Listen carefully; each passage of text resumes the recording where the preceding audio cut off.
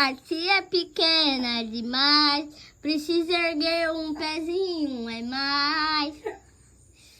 A tia precisa erguer um passinho, a tia precisa, ela é muito pequenininha. A tia precisa levantar o pezinho, porque ela é muito pequenininha. Tia, você sabe a coisa para fazer esse barulho? Eu acho que é a cigarra. Acertou.